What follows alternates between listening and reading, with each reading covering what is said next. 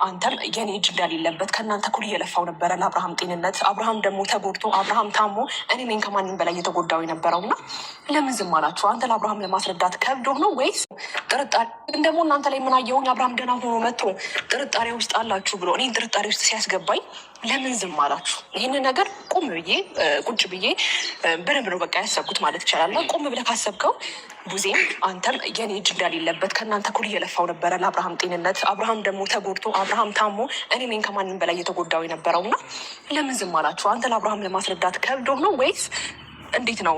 አንተ 100% እኔ ላይ ኮንፊደንስ ኖሮ ማውራት ትችላለህ። ምክንያቱም እኔ በጣም እየተጎዳው እንደነበረ ታውቃለህ። ብራ ነበረ ከሱ ጋር ምን አንዳንድ ነገሮች እየተውኩት ወይ ደግሞ አንቺን ክፉ ሰርተሻል ወይ ደግሞ አንቺን ሌላ ነገር ሰርተሻል ብዬ እኔ አንቺን በፍጹም እንደዚህ ማውራትም አልችልም። ሲጀመር ላውራም አልችልም። ምክንያቱም አውቃለሁኝ ከኛ ጋር ምን ያህል እየደከምሽ እንደነበረ በእኛ ምክንያት እንግዲያው በአብርሽ እንደዚህ መሆኑ ምክንያት ሆስፒታል እንደገባሽ አውቃለሁ፣ እንደተጎዳሽም አውቃለሁ። ገብቶሻል? ይህንን ነገር ሁሉ እያወኩኝ አንቺ ላይ መጥፎ ነገር መደምደም ወይ ደግሞ መጥፎ ትሰራለች ብዬ አንቺ ላይ መለጠፍ ለእኔ ይሄ እንደ አንድ ሰው አግባብ አይደለም። ሰላም ውድና የተከበራችሁ የኛ ቤተሰቦች እንዴት ናችሁ? እኔ ያለው እግዚአብሔር ይመስገን በጣም ደህና ነኝ። እንግዲህ ዛሬ ወደ እናንተ ተመልሼ መጥቻለሁ። ያው ዛሬ ተመልሼ ወደ እናንተ ስመጣ እንዴት ነው እናንተ በጣም በሰፊ ማውራትና በጣም እናንተ በሰፊ ማግኘት ብዙ ማወራችሁ ብዙ ማወጋችሁ ነገሮች አሉ። ግን ደግሞ ዛሬ በጣም የብሶ ጥያቄ የሆነ ነገር አለ። እንደገና ደግሞ ከብሶ በላይም ደግሞ እኔ ባለ ጉዳዩ በአብርሃም ጉዳይ በጣም እየተፈጠረ ያለውን ነገር አይታችኋል። ዴይ ቱ ዴይ እየተፈጠረ ያለውን ነገር አይታችኋል።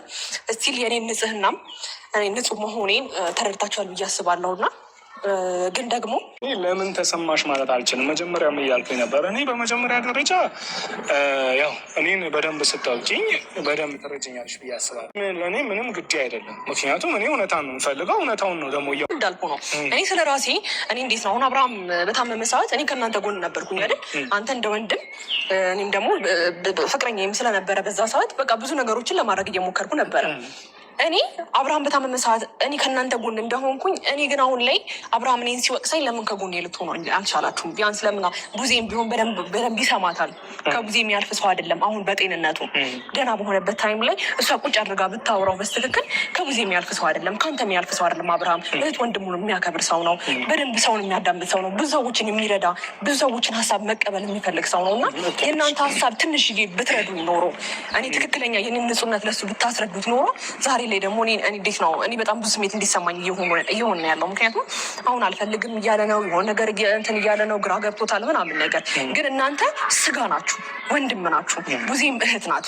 የሆነ ያህል ነገር ስለኔ ንጽህና ብታስረዱትና ለሱ ብትነግሩት ይህን ያህል ነገሮቹ ኬዝ ይከብዳል ብዬ አስብም ነበረ። እሱ እኔ ላይ ያለው እምነት የሆነ ያህል ይጨምራል ብዬ አስባለሁ።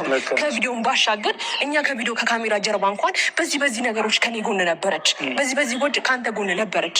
ያገኘክ ቢያንስ ንገረው ስለኔ እየተፈጠረ ያለው። ምክንያቱም እኔ እየተጎዳው ነው ያለሁት።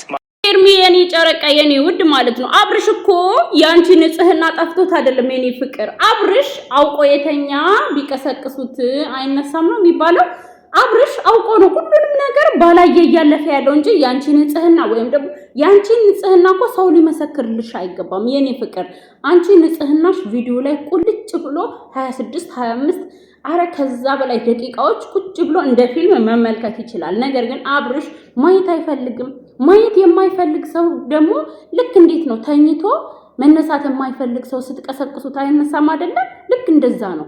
አሁን አብርሽ ላይ ውሃ ድንጋይ ላይ እንደማፍሰስ ነው። በራሱ ጊዜ ተጸጽቶ እስኪመጣ ድረስ መጠበቁ ይሻላል። እኔ ለዛ ነው ብቃትሽን ላንቺ ምን ያህል ቦታ እንዳለው ማወቅ ትችያለሽ። ትንሽ ጠፋ በይብዬሽ ነበር። ከነሱ ጋር አትገናኝ፣ በዚህ ልክም ደግሞ አትሂጂ ብዬሽ ነበር። ለምን ያንቺን ፖይንት እንዲያቅ ስለፈለኩኝ ማለት ነው። ለማንኛውም ሄርሚ የኔ ፍቅር ተረጋጊ። ሲጀምር ደህና ሰው አልመረጥሽም። ዴቫ ማለት ሩታም ጋር አሽቃባጭ ነው፣ አንቺም ጋር እያሽቃበጠ ነው። እንደ ትልቅ ሰው አያስብም። እንደው ይሄን ንግግርሽን ለቡዜ ብትናገሪ ትንሽ ቡዜ ስላንቺ የተወሰነ ስታወራ ሰማታለሁ። ዴቫ ማለት ደግሞ አለቅላቂ ልክ አሻዋ ላይ እንደተተከለ ዛፍ ነው። ማለቅለቅ ነው ስራው ማለት ነው። በሱ ቪዲዮ በመጣም አይ ዶንት ኬር። እሺ ዴቫ ትክክለኛ ሰው ሁን። ስትመጣ ክብሬህ ነበር። ስትመጣ እንደ ትልቅ ሰው ነው የተቀበልን ሁላችንም። አንተ ላይ ተስፋ ነበረን ስለ ወንድም ትጨነቃለህ ብለን ማለት ነው። እና ሄርሙዬ ትክክለኛ ሰው አልመረጥሽም። የምር ዴቫ ማለት እዛም እዚህም ያሽላላ ልጅ ነው። ይስተካከል መጀመሪያ ማለት ነው። የምር አንቺ ደግሞ በቃ ልመና አያስፈልግሽም። ከዚህ በኋላ ካጠገባቸው አትድረሺ። ምክንያቱም ክብርሽን እያወረድሽ ነው። ልመና እየመሰለ ነው። በቃ ከዚህ በኋላ አብርሽ ነው አንቺን ሊለምን እግርሽ ስር ሊወድቅ የሚገባው። አጠገቡ እንዳደርሽ እውነት አብርሽ አንቺን ካልተረዳ ሁን ብሎ ካንቺ ለመራቅ ያደረገው ነገር ነው ብዬ መደመድሞ ማለት ነው። ምክንያቱም በጣም ብዙ ማስረጃ አለው። ገባሽ?